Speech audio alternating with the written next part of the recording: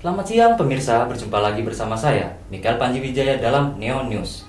Selama 30 menit ke depan, kami akan menyajikan berbagai informasi terkini dan teraktual yang telah kami rangkum untuk menemani aktivitas Anda siang hari ini.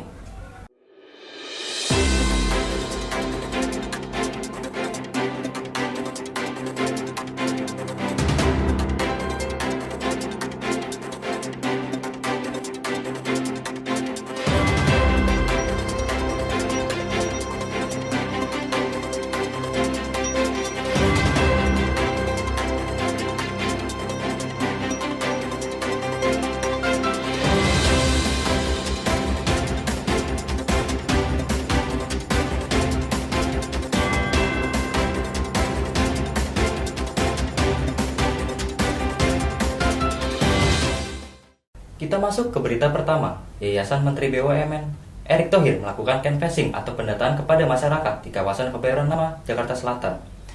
Terkait pendataan tersebut, banyak yang beranggapan bahwa kegiatan itu bukan hanya memperkenalkan yayasan saja, namun menjadi ajang peningkatan elektabilitas sebagai capres di tahun 2024 mendatang. Informasi selengkapnya yang akan dibawakan oleh reporter kami, Andika Amarta. Silakan Andika. Ya, baik. Terima kasih. Selamat siang. Saya Andika Amarta. Saat ini kami sedang berada di kawasan Kebayoran Lama, Jakarta Selatan, bersama tim dari Yayasan Erick Thohir yang hari ini akan melakukan canvassing atau pendataan untuk memperkenalkan yayasan milik Menteri BUMN ini. Yayasan Erick Thohir adalah yayasan yang banyak memberikan bantuan pada masyarakat sesuai apa yang dibutuhkan. Tak mengherankan jika di masa pandemi ini yayasan tersebut banyak turun langsung ke masyarakat. Namun, semakin dekatnya pada pemilu presiden di tahun 2024 nanti menumbuhkan anggapan bahwa kegiatan pendataan yang dilakukan Yayasan Erick Thohir pada sekitar wilayah Jalan Ciputat Raya, Gang Ilyas, RT 3 di kawasan Kebayoran Lama, Jakarta Selatan bukan sekedar memperkenalkan yayasan mereka saja, namun sebagai cara untuk mulai meningkatkan elektabilitas dirinya sebagai capres nanti. Kegiatan canvassing Yayasan Erick Thohir ini dinamakan bergerak serentak yang dilaksanakan di 5 kota madya DKI Jakarta. Tujuan canvassing hanya semata mengenalkan Erick Thohir sebagai ketua yayasan ke masyarakat umum. Pak Erick Thohir untuk mencalonkan tim bergerak serentak 5 kota madya Jakarta hanya semata-mata menjalankan aksi sosialnya melalui Yayasan Erick Thohir. Yang pertama, biografi tentang Erick Thohir ya Pak. Erick Thohir bergerak di yayasan sering membangun fasilitas publik dan sering membantu masyarakat yang membutuhkan. Kalau menurut saya Pak Erick Thohir itu tegas dan sering berani memberantas korupsi yang ada di badan usaha milik negara. Dari Kebayoran Lama, Jakarta Selatan, saya Andika Amarta dan kameramen Raihan Aska Purnama. Neo News mengabarkan kita kembali ke studio. Sementara itu, terjadi lonjakan harga bahan baku minyak goreng seluruh Indonesia, seperti yang terjadi di Pasar Kebayoran Lama, Jakarta Selatan. Rencananya minyak goreng curah dan kemasan akan dihilangkan di tahun 2022 mendatang. Untuk mengetahui informasi lebih lanjut, kami telah terhubung dengan reporter kami, Raihan Aska, di lokasi. Ya baik, terima kasih. Selamat siang, saya Raihan Aska Purnama. Saat ini saya sedang berada di daerah Kebayoran Lama, Jakarta Selatan. Hilangnya minyak curah di pasaran diduga lonjakan harga minyak curah dari harga Rp11.000 hingga Rp19.000 per liter. Berdasarkan pandangan mata kami, di Pasar Kebayoran Lama ini harga minyak goreng curah dan kemasan naik. Hal ini seiring dengan harga minyak kelapa yang melonjak di seluruh Indonesia. Terlebih beredarnya berita bahwa mulai tahun 2002 minyak goreng curah akan dihapuskan di pasaran. Hal ini tentunya sangat meresahkan terutama bagi para pedagang kecil yang banyak menggunakan minyak curah seperti pedagang goreng dan lain-lain.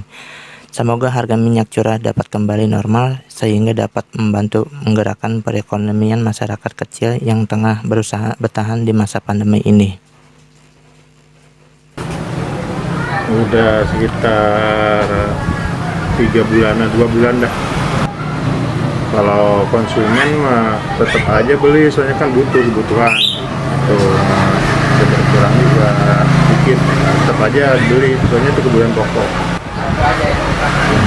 Ya stabil, harga stabil lagi dah, harga stabil lagi.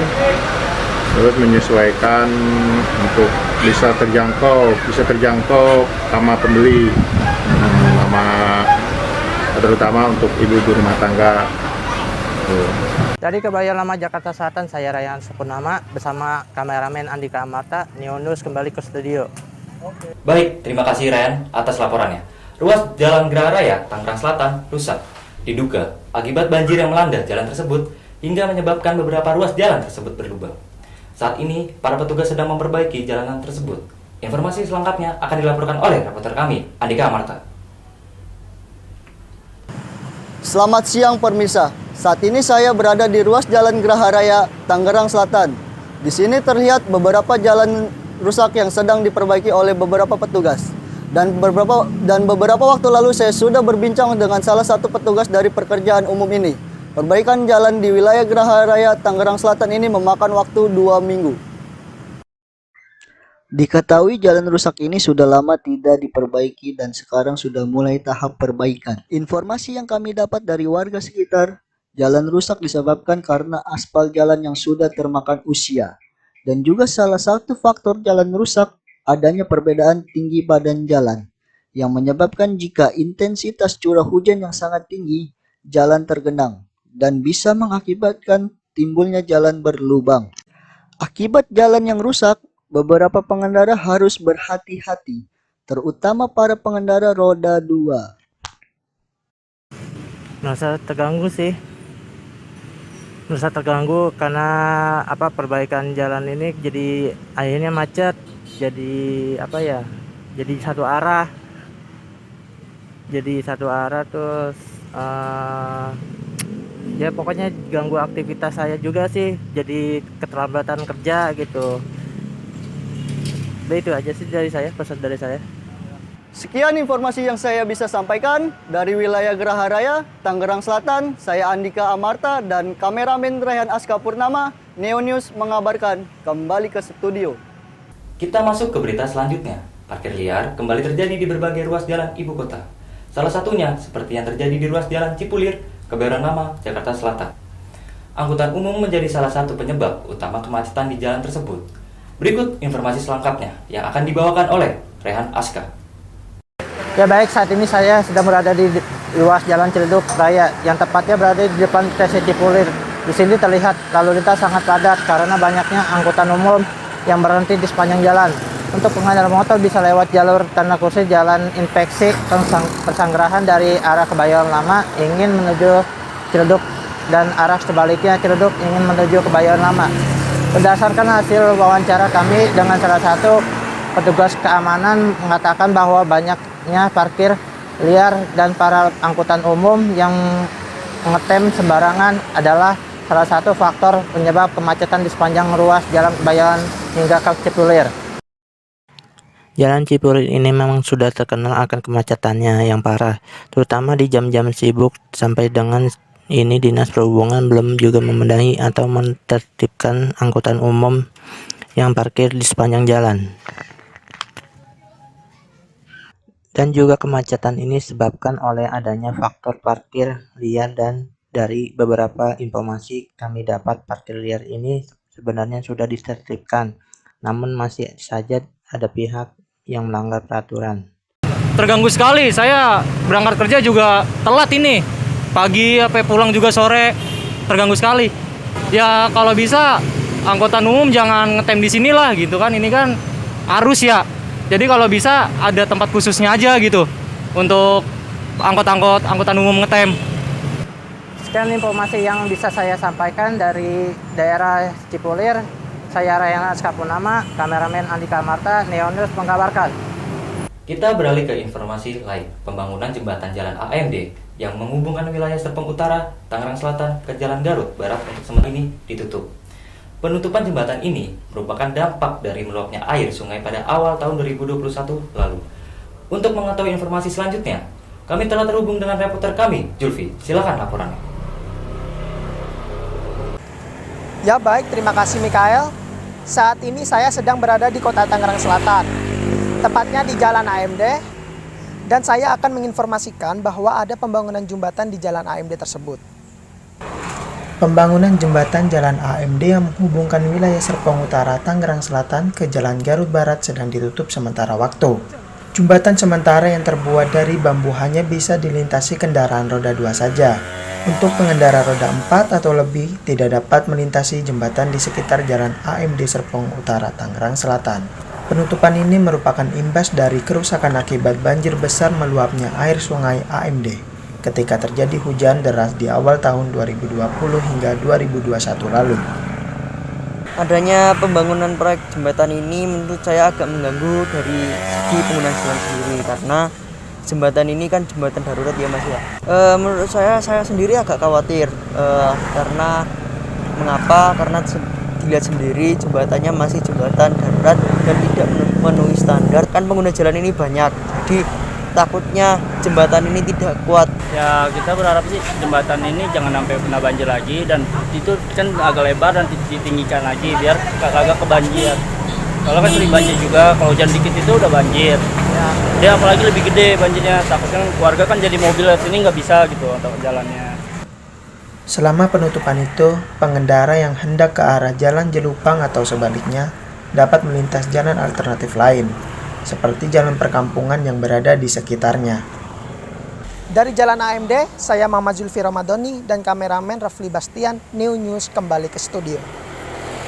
Pemirsa, informasi lainnya akan kami hadirkan usai jeda pariwara berikut. Tetaplah bersama kami, New News segera kembali.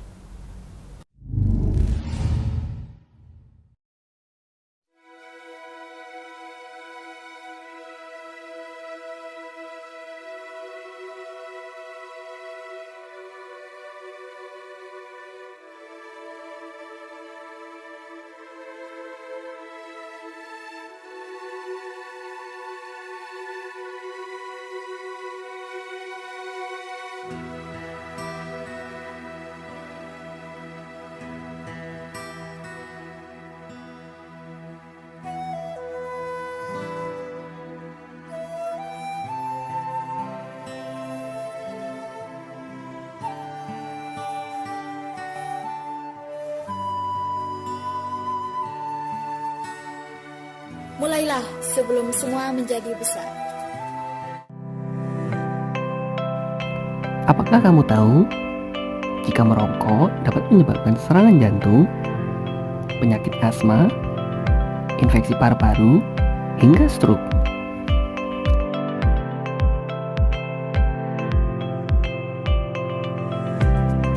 Selain itu, asap dari rokok tersebut bisa berdampak buruk bagi orang di sekitarnya.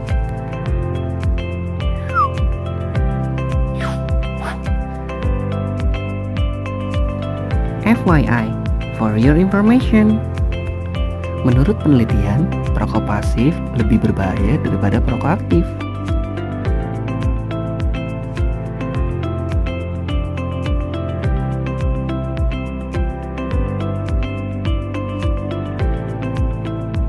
Asap rokok itu mengandung ribuan bahan kimia dan zat beracun yang bersifat karsinogenik.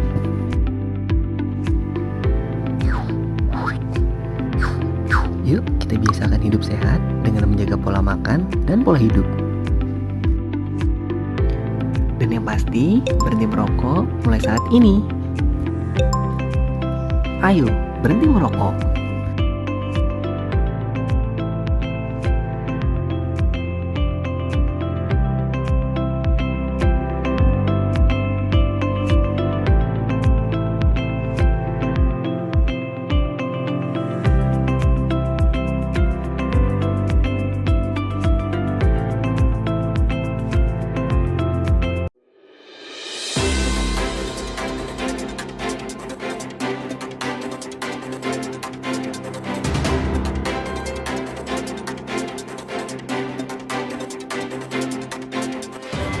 Terima kasih pemirsa, Anda masih bersama kami di Neo News. Beberapa sekolah di Indonesia tengah melakukan persiapan PTM secara terbatas di tengah virus COVID-19 varian baru. Pihak sekolah berharap tatap muka bisa menjadi kesempatan bagi siswa dan siswi untuk menaikkan semangat belajar mereka. Berikut laporan selengkapnya yang akan disampaikan oleh reporter kami, Rafli Bastia. Ya baik, terima kasih Mikael. Saat ini saya sedang berada di SDN Pinang 2 Kota Tangerang yang sudah kita ketahui bahwa sekolah akan diselenggarakan secara offline sejak kemarin. Ini adalah situasi sekolah SD Pinang 2 yang sedang mengadakan pembelajaran offline sampai hari ini. Beberapa daerah Indonesia tengah melakukan pembelajaran tatap muka PTM terbatas atau sekolah tatap muka. Meski begitu, kita harus memastikan bahwa si kecil tetap sehat agar tidak tertular COVID-19 yang masih ada. Sekolah tatap muka menjadi kesempatan anak untuk kembali bersekolah. Mereka mungkin sudah bosan melakukan pembelajaran jarak jauh. Belajar online tak bisa membuat mereka menikmati suasana kegiatan belajar mengajar secara langsung di sekolah. Nah, sebelum masuk mereka pun antri saat akan dicek suhu tubuh. Lalu oleh pihak sekolah mencatat suhu tubuh anak yang akan masuk. Sebelum itu, mereka mencuci tangan yang sudah disediakan oleh pihak sekolah. Sebagian anak juga kesulitan mencerna pelajaran hanya melalui layar ponsel atau laptop. Bertemunya kembali si kecil dengan guru akan memulihkan kembali gaya belajar tatap muka yang telah lama hilang akibat pandemi. Akan tetapi, kita sebagai orang tua masih perlu waspada untuk melepas si kecil ke sekolah. Meski Indonesia telah mencetak angka positif rate yang rendah, masih ada potensi penularan virus di luar rumah. Maka dari itu, dari vaksinasi guru ini dapat membantu menekan penyebaran infeksi COVID-19 varian baru ini di sekolah. Namun, vaksin Sinovac hingga saat ini belum diketahui apakah mampu mencegah penyebaran virus varian baru ini. Dalam proses mengajar, ujian tetap dilakukan tetapi dibatasi setiap satu kelas hanya 16 murid saja dan mematuhi protokol kesehatan. Selain itu, perlu riset lebih lanjut untuk mengetahui bagaimana virus corona varian B117 menginfeksi anak-anak dan berapa besar peran anak-anak dalam penularan varian baru ini. Saya Pak Muhammad Nizam. Kami di sini di SDN Pinang 2 melaksanakan sesuai dengan instruksi dari Dinas Pendidikan Kota Tangerang bahwa dalam melaksanakan PAS atau penilaian akhir semester, kami menggunakan dua sistem, yaitu sistem jarak jauh dan sistem tatap muka. Ya, upaya kami dalam menjaga siswa supaya tidak terpapar oleh COVID-19 selama mengikuti penilaian akhir semester, yaitu kami membuat SOP pelaksanaan penilaian akhir semester, yaitu dimulai dari kedatangan siswa. Pada saat siswa sampai di sekolah, di pintu gerbang kami sudah menyiapkan petugas yang bertugas untuk mengecek suhu badan siswa dan juga mendata siswa yang masuk. Apabila suhunya normal, bisa melaksanakan tatap muka. Begitu juga pada saat siswa keluar, kami pun akan mengatur jaraknya supaya jangan sampai juga terjadi kerumunan. Jadi siswa dibimbing oleh guru keluar secara teratur meninggalkan kelas sampai nanti di luar sekolah, gerbang sekolah mereka sudah dijemput oleh orang tuanya masing-masing. Ya, seperti itu. Ya, sekian informasi yang bisa saya sampaikan dari Kota Tangerang. Rafli Bastian dan kameramen Farehan Neo News mengabar. Baik, kita masuk ke berita selanjutnya. Varian baru COVID-19 hingga kini terus bermunculan. Vaksinasi dosis ketiga, booster, saat ini hanya untuk tenaga kesehatan. Pemerintah saat ini sedang memfokuskan vaksinasi dosis lengkap untuk masyarakat. Berikut informasi selengkapnya yang akan dibawakan oleh reporter kami, Ferisa Aulia. Selamat siang pemirsa, kembali lagi dengan saya Ferisa Aulia Amanda di Neo News. Pemerintah menegaskan vaksinasi dosis ketiga atau booster belum diperlukan untuk masyarakat untuk melawan COVID-19 varian terbaru, yaitu Omicron. Saat ini program vaksinasi dosis ketiga hanya diperlukan untuk tenaga kesehatan saja. Juru bicara vaksinasi COVID-19 Siti Nadia Tarmizin mengatakan, pemerintah kini fokus mempercepat vaksinasi dosis lengkap bagi masyarakat. Vaksinasi dosis lengkap sangat penting untuk mencegah gelombang ketiga pandemik dan varian baru COVID-19. Berkaca dari negara lain, gelombang ketiga pandemik dan varian baru COVID-19 muncul karena masih ada masyarakat yang belum mendapatkan vaksinasi. lulusan Fakultas Kedokteran Universitas Indonesia ini menuturkan, Indonesia memiliki keterbatasan vaksin COVID-19. Karena itu, vaksinasi di tanah air diprioritaskan pada dosis 1 dan dosis 2. Setuju. Alasannya karena dia kan garda terdepan ya dalam menangkan COVID-19. Jadi kalau yang lain kan nggak perlu inilah gitu. Saya karena itu kan vaksin ketiga itu kan untuk Sinovac ya. Kalau yang Pfizer sama AstraZeneca sih mungkin kayak nggak butuh lagi, cukup 2 aja itu. Dia kelebihannya itu efektivitasnya atau kekebalan yang dibentuk itu lebih tinggi, 95 sampai 96%. Kalau Sinovac kan 60 sampai 65%. Itu kan tergantung dari pemerintah, bukan kita. Kalau apa akan ada apa enggak saya kurang tahu. Kalau masalah untuk umum ya. Tapi selama ini kan untuk nakes doang baru pelaksanaan dosis 3. Setuju banget. Karena beliau itu kan tenaga kesehatan, artinya minimal harus diantisipasi dulu. Karena kalau buat beliau itu kan semua memang pekerjaan beliau gitu loh untuk masalah penyakit lain sebagainya. Jadi dia mengantisipasi biar tidak bisa kena dengan yang lain gitu loh. Buat saya sih itu aja. Dari Kelurahan Tajur, saya Ferisa Uliamanda dan juru kameramen Dana Nugroho, Neo News kembali ke studio. Baik, terima kasih Ferisa atas laporan Anda. Pemirsa, saat ini protokol kesehatan memang menjadi salah satu langkah untuk mencegah penyebaran virus COVID-19 seperti yang terjadi di Pasar Serpong, Tangerang Selatan. Para pengunjung terlihat menaati protokol kesehatan yang ada. Tetapi masih ada beberapa pedagang yang mengabaikan peraturan prokes ini. Untuk mengetahui informasinya, kami telah terhubung dengan reporter kami, Julfi. Silakan dengan laporan Anda. Ya baik, terima kasih Mikael. Saat ini saya sedang berada di Kota Tangerang Selatan, tepatnya di Pasar Serpong. Dan saya akan menginformasikan bahwa bagaimana protokol kesehatan yang ada di Pasar Serpong ini. Di Pasar Serpong ini kesadaran memakai masker pada masyarakat sudah cukup baik. Terlihat dari pengunjung pasar yang mayoritas sudah memakai masker. Namun sayangnya banyak pedagang di Pasar Serpong ini yang justru tidak menaati protokol kesehatan yang sudah ada. Apalagi mengingat sebentar lagi akan memasuki periode liburan Natal dan Tahun Baru pada tahun 2021 menjelang tahun 2022. Implementasi kebijakan ini mencakup upaya mendorong pemerintah memastikan masyarakat terus disiplin, menaati protokol kesehatan, dan menahan mobilitas selama Nataru. Ya, saya sangat khawatir sekali tentang pedagang yang tidak memakai masker. Apalagi habis ini ada libur panjang Natal dan Tahun Baru juga kan.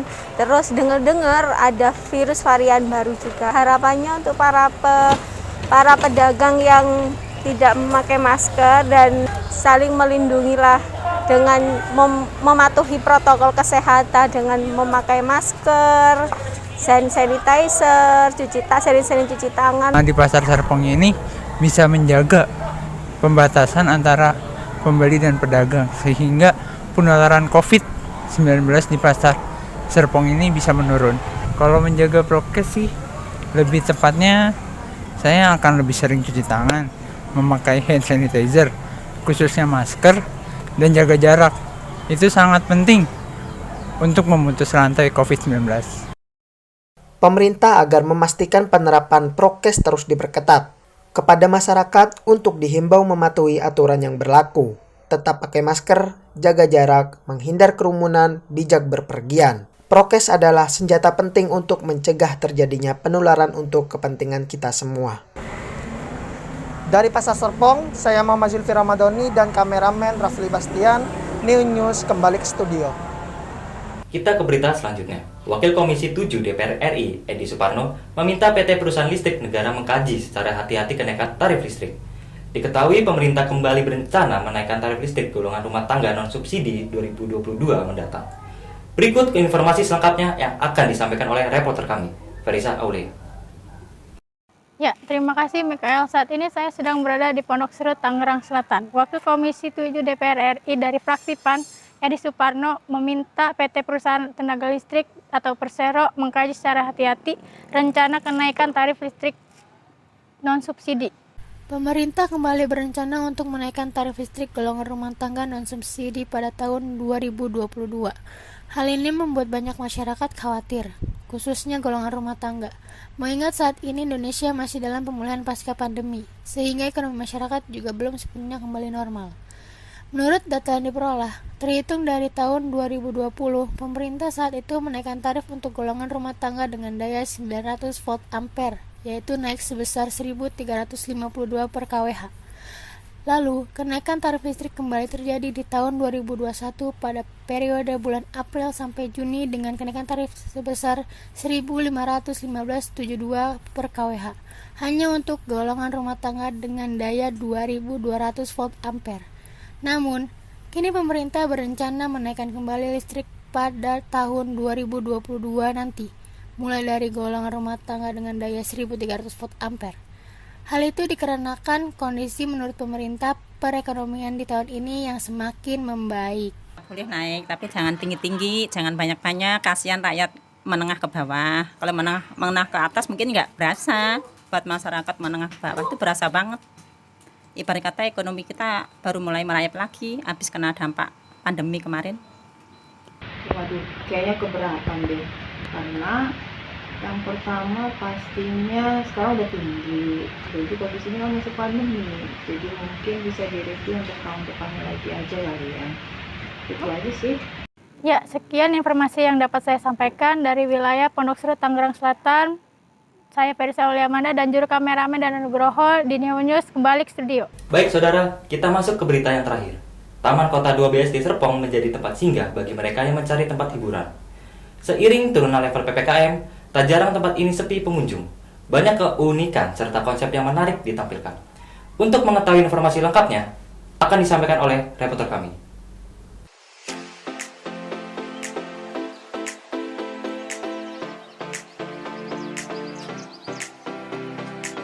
Hai pemirsa, masih bingung cari tempat hiburan yang murah meriah? Mungkin tempat ini bisa dijadikan salah satu referensi bagi Anda dan keluarga berlibur di akhir pekan ini. Penasaran? Yuk ikut saya berkeliling di Taman Kota 2 BSD ini. Taman Kota 2 BSD adalah salah satu taman kota yang terletak di kawasan Serpong dan dibangun pada tahun 2014. Seiring turunnya level PPKM, banyak masyarakat yang datang ke tempat ini bersama keluarga. Tak hanya memiliki taman yang rapi dan enak dipandang mata, tempat ini juga didesain dengan kekinian dengan permainan warna yang cerah, sehingga cocok untuk bersuah foto. Keunikan taman ini adalah pada pedestrian yang bernama Jaratreng River Park. Konsepnya mirip dengan sungai Hitch Korea Selatan. Terdapat bangku-bangku santai yang langsung menghadap sungai di sepanjang pedestrian ini. Ada pula bangku yang disusun berundak-undak. Kawasan pedestrian ini juga cukup luas, bisa untuk jogging dan bersepeda juga. Di sepanjang sungai sejauh kurang lebih 100 meter, terbentang promenade yang menarik. Pengunjung dapat turun ke jalur ini dengan menuruni beberapa anak tangga. Tersedia jalur ramah disabilitas untuk pengguna berkursi roda. Tidak hanya itu, jalur ini juga memudahkan pengunjung yang menggunakan sepeda, skateboard, atau sepatu roda. Enak aja sih di sini, kayak bisa jalan-jalan, refreshing otak gitu. Banyak pohon-pohonan, biar lebih baik lagi sih ke depannya, kayak harus banyak tempat sampah gitu ya, biar nggak kejauhan kalau mau buang sampah. Enak sih buat self healing, buat yang apa sih? Kalau misalkan lagi low budget kan ya, misalkan low budget tapi butuh hiburan yang apa ya, yang suasananya asri, adem ayem. Dan gak usah jauh-jauh keluar kota sih bisa gitu liburan ke sini, enak buat diajak keluarga juga seru, ngajak pasangan, ngajak temen, ya gitu buat foto-foto juga bagus. Kalau saran sih kalau bisa ya paling enggak diperbanyak dulu tempat-tempat buat buang sampah, soalnya kan kalau mau buang sampah nih kayak misalkan bawa makanan atau di sebelah sana kan banyak jajanan, itu mau nyari tempat sampah atau ngebuang sampahnya juga jauh gitu loh. Jadi kan sekaligus ngejaga taman kotanya juga biar bersih. Area promenade sini terdapat pagar pembatas yang kokoh. Permukaan jalannya dicat dengan motif menarik. Dindingnya pun berhiaskan berbagai lukisan mural. Spot yang cocok untuk menjadi lokasi berfoto dengan suasana baru, sejajar dengan jalan. Terdapat teras-teras berpagar yang dilengkapi bangku taman untuk menjaga keamanan dan keselamatan pengunjung.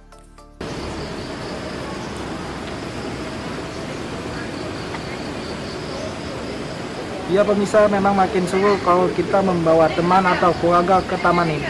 Apalagi bagi Anda yang memiliki anak kecil. Di sini juga menyediakan tempat bermain untuk anak kecil.